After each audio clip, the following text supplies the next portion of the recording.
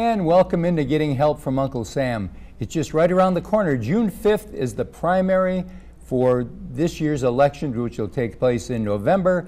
And during the course of these past few weeks, we've been doing our viewers a favor by bringing in different candidates for offices. And today we have with us a candidate for Lieutenant Governor. It's Will Ainsworth. And Will, you are from Guntersville, Alabama. You're currently serving in the House of Representatives. First of all, welcome aboard. Oh yeah, great to be here. Nice so to good have to be you. with y'all. Yeah. And for a lot of our viewers, the job, of course, right now, pretty much top of the mind, the job of the Lieutenant Governor is, if the governor for any reason is gone, they become the governor. That's the reason Kay Ivey's governor. That's exactly right. But what is the job of the Lieutenant Governor? Sure, yeah, it's an important role. I mean, the Lieutenant Governor presides over the Senate, is his main constitutional role, but it also has a lot of appointments in the state, over 400 appointments, and that's important because making sure we get the right people in place to serve our state. But the main role, Lieutenant Governor, is presiding over the Senate, which is important. When you say the appointments, is that just for committees within the Senate, or is it other things outside of the Senate? That's right, yeah, no, that's actually outside of the Senate. So obviously you've got a role within the Senate. I've been diminished a little bit, since Steve Wyndham, but the appointments I'm talking about is outside, and so these are for boards and commissions and different groups across the state. It's important work that are maybe looking at different issues to study, or a lot of times it's actually serving in a capacity on different boards, for different specific groups.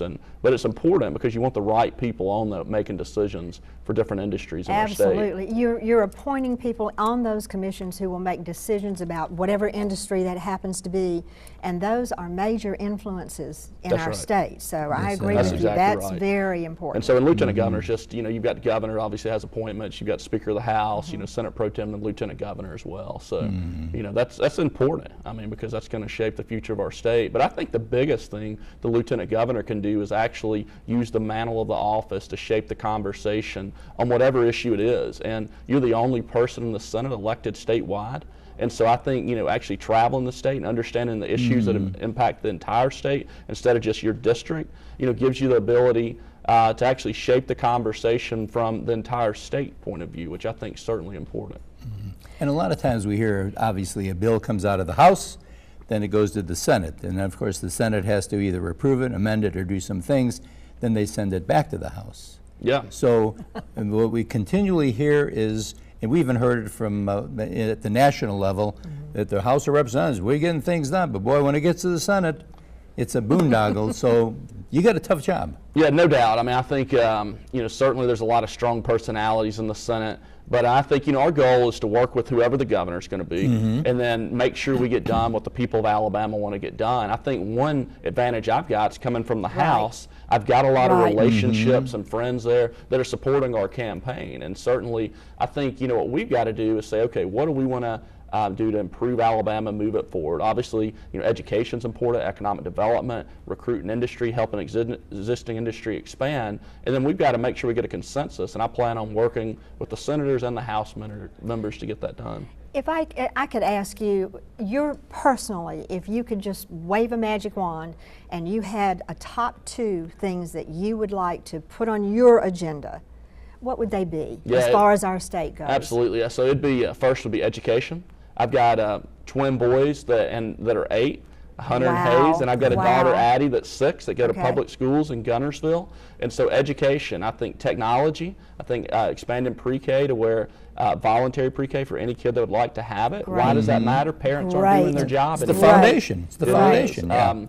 Probably the biggest crisis in our state, in my opinion, is we've got an older workforce that's aging, and we've got to make sure that... I resemble that. Yeah, there you go. But I mean, we've got to do a better job of getting people what I call job ready and getting them trained for the trades. We do a good job of getting them college ready, but we've got to do a better job of getting people ready to actually go into the trades and through career tech centers. And, it's a problem. And workforce development, I guess, is where I'm getting at on that. I think those are excellent choices because we can recruit all we want to, but you're never going to have the kind of business coming to Alabama that we need unless we have the education and the training for the workforce. Yeah, so I'd say education, number one. Number two would certainly be economic development. I'm for expanding, helping recruit industry, but I think the thing I really want to do is dive down into, let's find policies to help existing industry expand. I agree. Because we know most jobs come from existing industry expanding.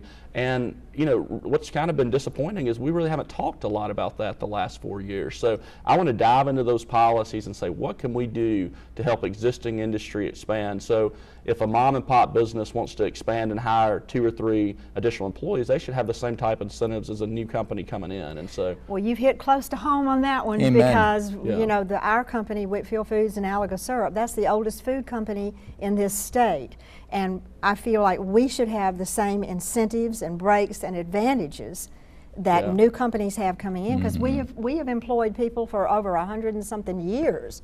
yeah, couldn't Since agree more. 1906, and so that's a priority. you're to me. exactly So right. If we can improve our education, and then if we can help existing industry expand, I think the next 5 to 10 years is so bright in Alabama. I'm excited Oh, about it. I do too. Yeah. This is a great place. It really is sweet home Alabama. It is. Nowhere else I'd rather live. I mean, and I'm fortunate I live I in one of agree. the I prettiest agree. places in the state, Lake Gunnersville, with the lakes and the mountains, and just the people that come there for tourism. We love living in Alabama. I've not been to Great. Gunnersville, but I've heard it is beautiful. Yeah, you'll have to So- come. So. Yeah.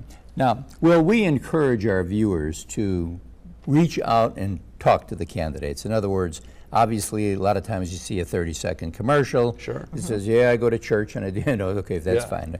But if you really want to know answers, then they need to reach out. How can our viewers reach out to you in the campaign? Yeah, no, thank you. And then we certainly want to talk to anyone. 2 things. 1, Ainsworth for Alabama. Okay. And 2, be glad to give them my personal And cell we're putting phone. that on the... Yeah, Right. I mean, I will, because I want to make sure the people of Alabama, and it's 256-302-1724. Okay. That's our personal cell phone, and, because we want to make sure that if anybody has a question, we answer it. I'm from the private sector. I'm not a career politician. We actually have solutions to help Alabama move forward. So I would love the opportunity to talk to anyone that has a You've done business in the state. Right. yeah, I mean, Right. we created. It expands further That's than the right. state, I mean, we've yes. actually built 3 different businesses, small businesses that employ people, and actually, I'm the only one in this race that signed the front of a check, and that matters.